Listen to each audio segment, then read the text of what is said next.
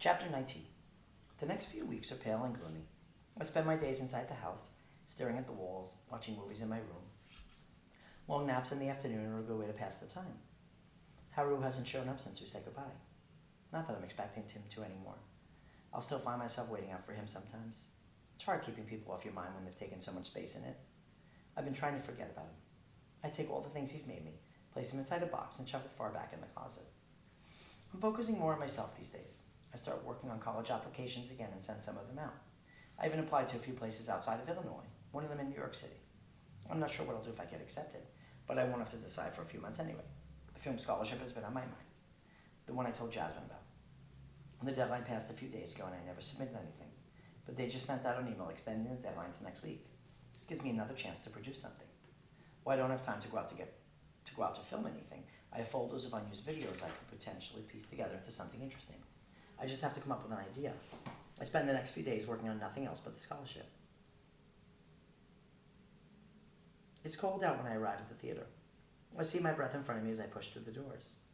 I've been taking on extra shifts at the box office. It's become the most consistent thing that gets me out of the house. Unlike the monotony of answering phones, handing out tickets, watching people come in and out of the lobby, it's also the only time I see Simon and Alex, my necessary dose of social interaction for the week. The lobby quiets down when the show starts. I'm sitting at the counter, staring out of the entrance doors. Sometimes I'll catch myself looking for him. I wish I can get him out of my mind. I know he won't show up again. Are you still looking for that guy? Simon's voice pulls me back. I turn away. Don't know who you're talking about. The guy you're always waiting for, he says, leaning against the counter. His blue nail polish shimmers in the fluorescent light. I figure it's the same one. Is he still ghosting you? He isn't ghosting me. Then where's his mystery boy? I let out a breath. He's not coming around anymore. Did you two end things? No, it's hard to explain. Well, I have plenty of time. Simon takes a seat next to me and gets comfortable. Start from the beginning. Sorry to disappoint you, I say, leaning back in my chair. But there isn't a story. We never really were together, to be completely honest. Were you in love with him? The question surprises me. Maybe because I never asked it myself. I stare at my hands, thinking about it. Maybe I was. We spent a lot of time together. He made me forget about everything else, you know? He would disappear a lot, but he was always there when I needed him. He was like my best friend, too. It's hard to find people who you connect with like that. I could still for a moment. I'm starting to think I just imagined it all. Simon nods thoughtfully. People come in and out of our lives, you know? Sometimes for the better, and sometimes you wish it happened differently. Just the way it is.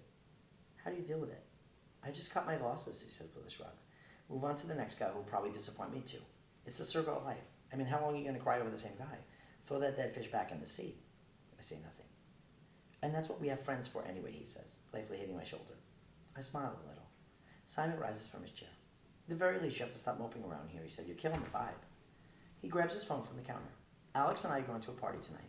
It's at one of the crew's apartments in Hyde Park. You should come with us. I don't know if I'm up for that, I say.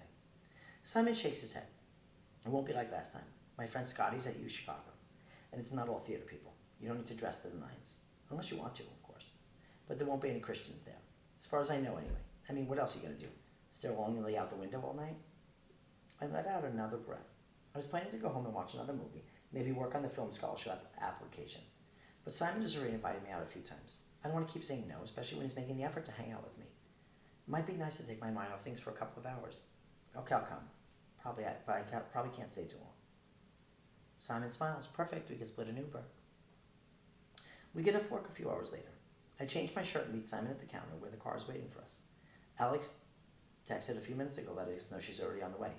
It's still cold out, but I decided not to bring my jacket. I always end up forgetting it at these types of parties. The car drops us off in front of the apartment building that could be mistaken for a fraternity house. Ivy runs up and down the red brick walls. I've never been to this side of Hyde Park before. We make our way inside and head to the second floor. There's more people than I expected. The place is dimly lit, a string of blue lights hanging along the walls. At least the music isn't too loud. Simon hugs a few people, introducing me to everyone. This is Eric. He works at the box office with me. I keep looking around for Christian. Thankfully, I don't see him anywhere. I can't really imagine him in a place like this. He's probably at some fancy cocktail bar drinking with the other guy I saw him with. I push the thought of him out of my mind. A moment later, Alex finds us near the ping pong table that doubles as a second bar. She sets her drink down and puts her arm around me. When did you guys get here, she asks. A few minutes ago, Simon says. Alex glances at me. What's wrong, Eric? Some guy ghosted him, Simon whispers. Again? Stop telling people that, I say. Simon and Alex give each other a look. Then Alex takes my hand, leading me to the other side of the room. "I want you to meet someone," she says. "Okay." A dark-haired guy wearing an olive shirt is standing near the television. Alex grabs his shoulder and turning him around to face me. "This is my friend Jacob," she says. "He studies film here. Isn't that right?" "Art history." "Same difference." Eric holds out his hand. "What was your name?" "Eric," I say. He holds out his hand. "What was your name?" "Eric," I say. We chat for a few minutes. Jacob is a sophomore at U Chicago. Alex leaves us to get a drink, and we continue talking about recent movies we've seen. He has a Canon 5D Mark II, and his favorite movie is Interstellar. To be honest, it's not the most riveting conversation. Jacob seems like a nice guy, but there's just no spark between us. Like two ships docked at different ports. He must feel the same because at one point he checks his phone and tells me he has to meet a friend.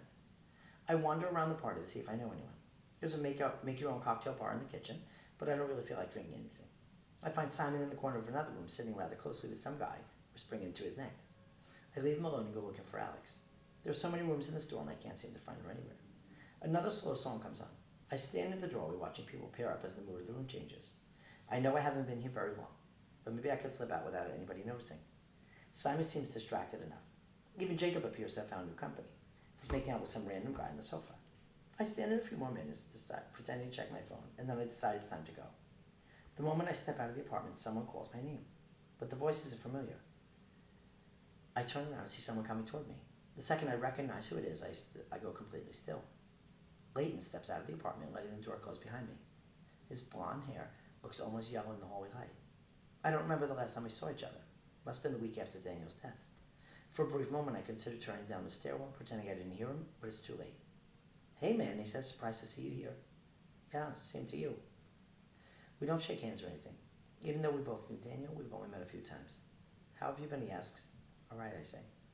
Then the door opens again as another guy comes out behind him. He has short red hair and wears a gray crew neck. He must know Leighton because he walks right up to him. Leighton puts his arm around him and says, "This is my boyfriend, Max. He's a sophomore here." I look at him. "Your boyfriend?" "Yeah, this is his place." He points back to the apartment. Of all the parties to show up to, the universe truly has a sense of humor. "How long have you been together?" "Almost a year now," he says. "A year?" I take this in for a moment, because that doesn't make sense. Daniel passed away a year ago. Unless Leighton started seeing this guy right after. But how do you move on from someone that fast? Especially someone like Daniel. The moment it sinks in, my stomach starts to turn. "Have a good night," I say abruptly. I head downstairs and throw open the door. The temperature must have dropped because it's freezing outside. I can't believe I didn't bring a jacket. My body shivers from the cold. The train stop is 7 blocks from here.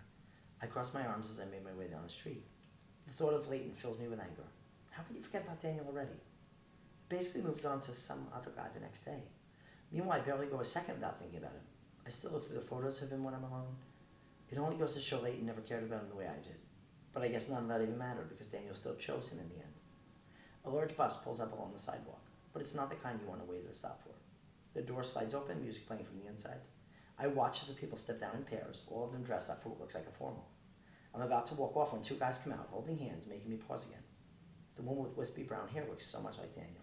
I think it's him for a second. I stand completely still as he passes me, going toward the doors of the building, imagining it's me walking next to him. As they head inside, I find myself alone again. The street is quiet as feeling of loneliness moves through me. I turn down the sidewalk, wishing I could disappear from this, to another timeline where Daniel was still alive. My phone chimes in my pocket. There's a new text message, and it's from a number I don't recognize. Guess who? I'll give you a hint. It's your neighborhood Spidey. Nick. I stare at the message. Christian's friend, Nick? I haven't heard from him since that night at the rooftop bar. How did he even get my number? Christian must have given it to him. I know she'll probably block his number too, but for some reason I don't.